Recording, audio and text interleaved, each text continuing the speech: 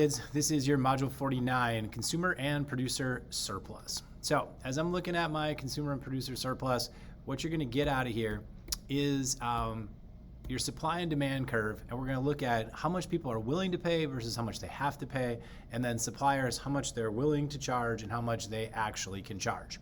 So when you see these, you're going to see a supply and demand curve that's going to look like this.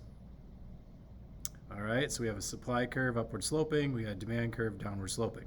And remember, these are all people who are willing to supply and demand this particular product at this particular price at this moment in time.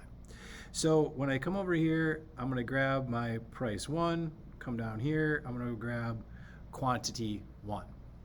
So the idea behind consumer and producer surplus is that consumers, there's people who are willing to pay up here. So all these people that are willing to pay up here, they like this item so much that they're willing to pay all these prices. But the thing is, they don't have to pay those prices, right? Because someone's willing to pay up here, but the price on the item is actually here. And this person's willing to pay here, but the price is actually here, this person and this person. So eventually, this whole blue triangle is the idea behind consumer surplus. It's everything that's under the demand curve down to equilibrium. These people are willing to pay this particular price, but they don't have to because the equilibrium price is lower than that. Now, we also know there's suppliers who are willing to supply, right? And all these suppliers down here that are willing to supply at these particular prices, but they can charge more for their product. So we have all these people down here that are willing to supply, but they can actually charge up here. And they can charge up here, and they charge up here, and they charge up here. So the idea behind this equilibrium, there's people willing to supply for less than that, right? But they can charge more. That is the idea behind producer surplus. So the whole point of looking at these supply and demand curves and seeing that, hey, there's people up here. It's kind of like if you're willing to pay $1,000 for your iPhone, but it comes out and they only charge $699.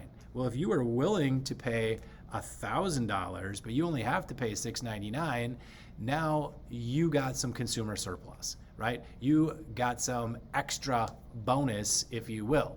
Now, everybody who is like in this range is going to get some sort of a bonus, all the way down to people who are just willing to pay that $699 for that item.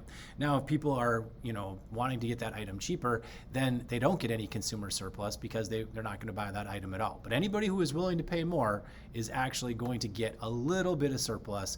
That's the idea. So it's the willingness to pay. It's all shown on the demand curve, and it's going to be the difference between what you're willing to pay and what you actually have to pay that makes up the idea behind consumer surplus. That's the blue triangle here. Now, you can actually calculate it out, right? The area of a triangle. So 1/2 base times height. What is the base of my triangle? Well, it's my quantity. What is the height of my triangle? Well, it's the difference between P1 and then whatever the top person up here might be paying. So P1, P2, Q1 is going to be my triangle. 1/2 of the quantity times the difference here in price. That's how you figure that one out. If you look at producer surplus, again, producer surplus just measures that difference between the price that you're willing to produce for and then the cost that it actually is. Producer surplus, again, going to be shown on the bottom portion of our triangle. It's going to look like this. So again, you can calculate that out, 1/2 base times height. Here's the height of my triangle, base of my triangle, and then you can take out and measure exactly how much people are getting in producer surplus. We can measure that usually measure it in terms of dollars. Now, you can see some things happen, right? How do we change some things up? Well, what if there's more, a more elastic or inelastic demand or supply curve? So what if I'm looking at something where my demand curve is very, let's say, inelastic? So I'm looking at a very inelastic demand curve, but I'm looking at more of just a normal looking supply curve, right? Now my equilibrium price is here, and this, in theory would go all the way up. And now we have different supply or producer and consumer, right? We got consumer surplus where people are willing to get all this down to this price here, and my producer surplus is actually this little triangle here, right? So depending on the good, that's why this concept here of consumer and producer surplus is in this part about elasticity. If a good shifts, you're gonna see differences. If the good is more elastic or inelastic, we might see differences in how much that consumer surplus and producer surplus is, all right? So when you look at it, the total surplus, sometimes that question seems like a trick question, if you will, on the test, because what you're gonna see is the total area, right? If I have a supply curve, a demand curve, this whole area here is the total surplus. And sometimes that almost seems like a trick question because, like, why would they ask you that?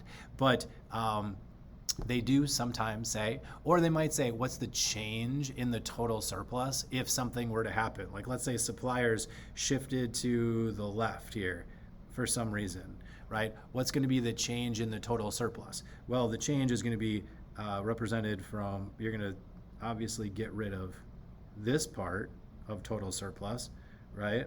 And it used to be this triangle here, and now it's this triangle here. And then sometimes they'll have those areas labeled with a letter or something, and you have to calculate out, oh, well, this is how much surplus was lost or something along those lines. You can do different things too. Like, what if we throw a price ceiling or a price floor in here? Like, go back to this first one. If I decide to throw a price ceiling in here like this, right, a price ceiling, it's going to change up some things, because now this consumer surplus, my producer surplus, that red triangle, that's going to stay. But if you look up here, some of this stuff starts to go away, or at least change. And what you're going to see is at this particular point now, right, this is how much the quantity is going to go to, because this is my quantity supplied, and I'm going to have a shortage here. My consumer surplus, recall, is just defined as the area underneath, right down to price. So now you can go get all of this down to my new price. But if you also notice this little triangle out here, yeah, you can't get that anymore. That is a deadweight loss of our price ceiling put on. So your consumer surplus is underneath this demand curve all the way down to the price, but my deadweight loss is now going to happen because we should have a little bit higher. We're going to lose some of that producer surplus that we had before. We're going to gain some, consumer surplus down, but we're going to lose that little triangle at deadweight loss. That is how consumer surplus and producer surplus works. We'll deal with it from now going forward, and it'll always be talking about things like elasticity of lines and what happens when we throw some kind of price control or something in there that might change what consumers and producers were willing to get, or what they could have got before, and now what they have. Okay, so hopefully that was, you kind of figured that out.